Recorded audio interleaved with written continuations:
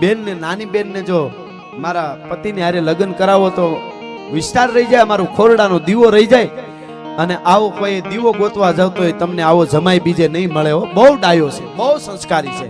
બાપ રાજી થઈ ગયો, બેટા તું કહેતી હોય તો હું દઉં જ ને દીકરી, તું આટલા વખાણ કરી તો મારે પછી હું જોવાનું હોય. ટૂંકમાં વાત કરું, ઘડિયા લગ્ન લેવાના અને જાન પરણવા આવી. મોટી પત્ની મોટી બેન છે, પોતાના પતિની જાનમાં નાની બેનને પરણાવવા માટે પોતાના પતિની જાનમાં આવે છે. અને એ આંગણામાં જાન આવીને ઊભી રહી. મિત્રો મીઠા મંગળ ગીત ગવાણા, દીકરી વિદાય થઈ, નાની બેન. આખું એક વાતાવરણ છે એ કરુણ થઈ ગયું. ચાલો પાછા ફરીએ સાજન, હવે વાલપને વિસરીએ સાજન. કાઠો ચાલીને ક્યાં રગ રહેવું, હવે જાઉં છે મધ દરિયે સાજન. એમ દીકરીની વિદાયનું ટાણું થયું અને પાનખરના વડલા જેવો થઈ અને બાપ બે હાથ જોડીને ઉભો રહ્યો. ગાડામાં દીકરી બેઠી, કન્યા બે હાથ જોડીને ઉભો રહ્યો ને એટલું કીધું, જમાઈ મારી દીકરીનું ધ્યાન રાખજો. કે હા મામા, તમે ચિંતા ના કરો. કે નહીં, મારી મોટી દીકરી બહુ ડાય છે. એમ નાની દીકરી ડાય છે પણ થોડીક ભોળી છે, એની કાંઈ ભૂલ થઈ જાય તો જમાઈ મને તમે કઈ ઠપકો દઈ દેજો, મને ગમે એ કહો તમે, હું સહન કરી લે, પણ મારી દીકરીને દુઃખ ન દેતા. મારી નાની દીકરી બહુ ભોળી છે હો જમાઈ, મારી દીકરીને કાંઈ ન કહેતા. કાંઈ પણ થાય તો મને ઠપકો આપી જજો જમાઈ, તમે ચિંતા ના કરો. તમારી દીકરીને, તમારી મોટી દીકરીએ કોઈ દી ફરિયાદ કરી કે ના? તો શું કામે ચિંતા કરો? તો કે તો સાંભળો જમાઈ, તમે મારી મોટી દીકરીને જેવી રીતે રાખી છે 5 વર્ષ, એવી રીતે મારી નાની દીકરીને ન રાખો તો તમને રામ ધુવાય છે. આટલું વચન તમારી પાસે માંગુ છું ભલા માણસ. હા હા હા, મોટી દીકરીને જેમ રાખી છે એમ નાની દીકરીને ન રાખો તો તમને રામ ધુવાય છે. પણ ઓલી મોટી પત્ની હતી ને, એને વરરાજા સામું જોયું, પોતાના પતિ સામું. વરરાજાએ એના સામું આંખોએ વાતું કરી લીધી હો. આ હા, કે પરમાત્મા શું ખેલ કરે છે. અને મિત્રો પરણીને આવ્યા, પરિણાની પહેલી રાતે બીજા ઓરડામાં આ નાની પત્ની આવી.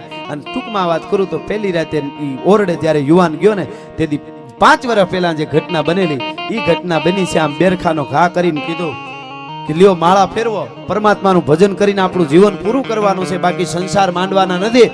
એટલે ઓલી બાઈ કે શું કામે આવું બોલો છો? કે એ તો તારી મોટી બેન, હું જ્યારે તેડવા આવતો તો મને પાણી પીવડાવવાની હતી, તો એ કીધું તું મને સ્પર્શ કરો તો રામ દુવાય છે. એટલે અમે 5-5 વર્ષથી ઠાકોરનું ભજન કરી, કોઈને ખબર નથી, બાકી અમે એકાદ બીજાને અડ્યા નથી, સ્પર્શ નથી કર્યો, એવા નિયમ છે. તો કે પણ મારે ક્યાં નિયમ છે?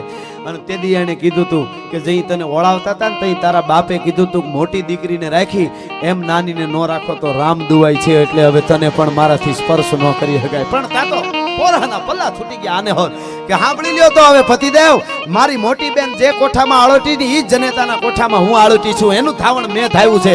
હવે હું તમારે યારે ભગવાનનું ભજન કરી અને જીવન પૂરું કરી દે, બાકી એમાં બીજું આવે નહીં. હું ભારતની આરી નારી છું ભલા માણસ, હું ભારતની દીકરી છું, ભારતની આરી નારી છું. મિત્રો ભજન કરે છે બે માણસ, બે પત્ની અને એનો પતિ. એકાદ વર્ષ ગયું, ભગવાનને પરીક્ષા કરવાનું મન થયું. ભગવાનને એમ થયું ફોન હોય ને એની પરીક્ષા થાય. દુઃખે જેના ખમે એમ હોય એના ઉપર નાખે, અમુકના ઉપર ન નાખે. એક ઠેકાણે મેં બહુ દુઃખની એક વાત કરી ને, એક હરિચંદ્ર તારામતી ની. એક જણો રોતો રોતો આવ્યો કે આપણા ઉપર આવા દુઃખ આવે તો આપણે મરી જાય. મેં કીધું તારી ઉપર ન નાખે ભાઈ, ચિંતા કરી માં. એના પાસે મીટર હોય છે કે એની પાસે નાખવા કે એની પાસે નહીં. ઈ તો આર પાર ઉતરી ગયા, એના ઉપર આ બધું આવતું હોય છે. એકાદ વર્ષ ગયો એટલે ભગવાનને પરીક્ષા કરવાનું મન થયું. સાધુનું રૂપ લઈને ભગવાન આવ્યા. મિત્રો આ ભારતની ધરતી છે, આ બની શકે. સાધુનું રૂપ લઈને ભગવાન આવ્યા, ભિક્ષા દેહ કરીને આંગણામાં ઉભા રહ્યા. એટલે બે પત્નીઓ પતિ બધા રાજી થઈ ગયા.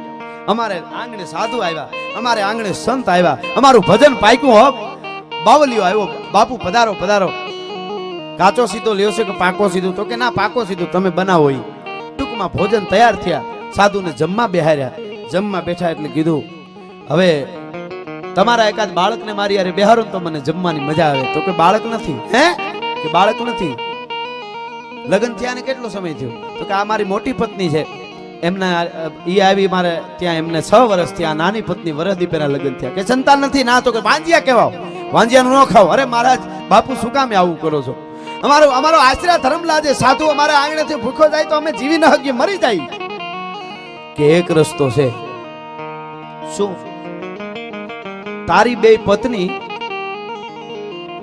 અનાજનો કોળિયો લઈ અને તારા મોઢામાં એક કોળિયો દે, અને તું તારી બે પત્નીના મોઢામાં એક કોળિયો દે, મારી નજર સામે આટલું કરી દ્યો ને જો, તો હું ટીમણ કરું, તો હું ખાઉં, તો હું જમું, નકર નહીં જમું. કારણ કે એને તો સ્પર્શ કરાવો તો ગમે એમ કરી. ભગવાન છે ને સાધુ થઈને આવ્યો તો, અરે મહારાજ એવું ન કરી તો કે નહીં, તો તમારે જમાડવો નથી, નાટક કરો છો ભક્તિના, ખોટા છો, તમારું આંગણું લાગ્યું છે, હું ઊભો થઈને ભાગી જાઉં છું. મહારાજ ઘડીક ઉભા રહ્યો, પુરુષ ઓરડામાં વયો ગયો અને વાહે બે પત્ની તરત આવી ગઈ, નકરું કમાડ બંધ કરી દીધું અંદર. અને પુરુષે તાત્કાલિક વિચારી લીધું, સોડવીજો જે જે પાણીએ ચડે, નકર જિંદગી આખી નડે, સોડવીજો જે જે પાણીએ ચડે. પુરુષે તરત નક્કી કરી લીધું, બીજો કોઈ ઉપાય નથી, સાધુ આંગણેથી ભૂખ્યો જાય એટલે આપણું આશીર્વાદ ધર્મ, અતિથિ દેવો ભવ, એમાંય સાધુ આશીર્વાદ ધર્મ લાજે. અને જો સાધુને જમાડવો હોય તો કોળિયા દે તો એકાબીજાને અડાઈ જાય. હવે એક કામ કરવાનું છે, ગળામાં રાંઢવા નાખી, રાહ્યું નાખીને આડહરમાં મોભારે લટકી જાય, પ્રાણ છોડી દઈ, એટલે ઘરમાં મૃત્યુ થયો એટલે સાધુ જમે નહીં, અને આપણો આશીર્વાદ ધર્મે રહી જાય ને આપણું ટેકે એમનેમ રહી જાય. ખોળિયામાંથી પ્રાણ છોડી દેવા છે મિત્રો. બે પત્ની અને પતિ લટકી ગયા, મોભારે આડહરે લટકી ગયા, ગળામાં રાંઢવા નાખીને ખોળિયામાંથી પ્રાણ છોડી દીધા, પણને માટે, ટેકને માટે. અને ભગવાન સાધુના રૂપમાં બહાર બેઠો તો એ તો લીલા બધી જાણતો હોય. ઉભો થઈને આવ્યો, કેમ હજી નથી નીકળતા? આમ દરવાજો ખોલ્યો, 3 લાશો લટકે છે, કમંડળ હતો એમાંથી આમ પાણીની અંજળી ભરીને આમ છાંટી, ક્યાં રાંઢું ગાયબ થઈ ગયો. અને 3 હામાં જળા જળા જળા જળા તેજ મારતા બે પત્નીઓ અને પતિ ઉભા રહ્યા.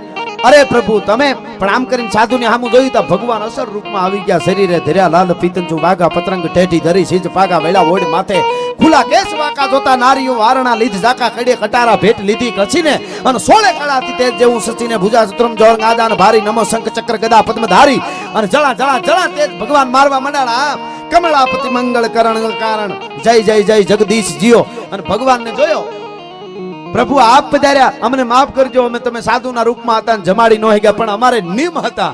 અને તેદી એને કીધું તું કે તમારે નિયમ હતા? તો કે હા, કે નિયમ જે તમારા હતા ને એકાબીજાને અડાય નહીં, એ ઓલા અવતારમાં હતા. તમે મરી ગયા હતા, સ્વર્ગમાંથી પાછા હાજીવન કરીને લઈ આવ્યો છો.